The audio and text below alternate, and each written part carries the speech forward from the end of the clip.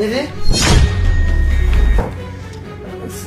Sir বলেন। আপনি এত সকাল সকাল আমাদের রুমে কি করতেছেন? মানে স্যার ওই যে রুম থেকে ময়লা কাপড়গুলো নিতে আসছিলাম। আমি আজকে বাসা যাব তো এর জন্য। আরে তুমি উঠলে কেন? আমি বলছি যে সকাল সকাল এসে কাপড়গুলো নিয়ে যেও। আচ্ছা তুমি দাঁড়িয়ে আছো কেন? যাও।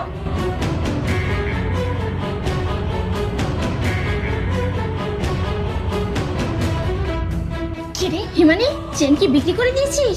ম্যাডাম ওই চেনটা তো স্বর্ণের না, ওটা তো সিটি গোল্ডের চেন। কি কি বলছিস তুই? না ম্যাডাম, আমি যা বলতেছি ঠিকই বলতেছি।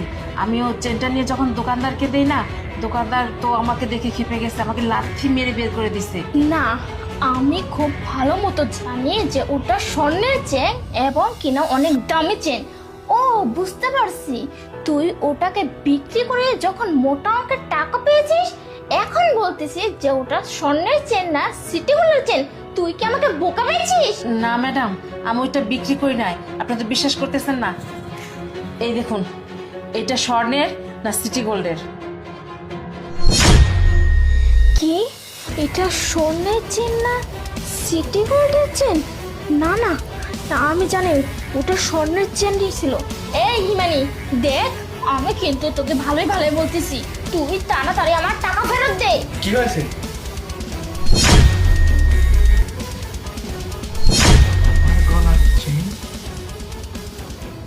ও তার মানে বুঝতে পারছি, তুমি তোমার যোগ্যতাটা দেখিয়েই দিলে, তাই না? আরে আমি আবার কি করলাম? আরে এই চেনটা তো হিমানি চুরি করছে, আর হিমানির কাছ থেকে তো আমি চেনটা উদ্ধার করলাম।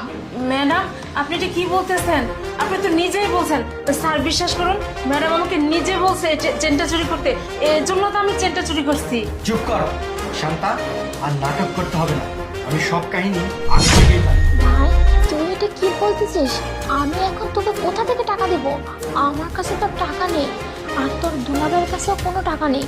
টাকা চাইলেও এখন দিবে না। কি অনেক দরকার বলতেছিস টাকা?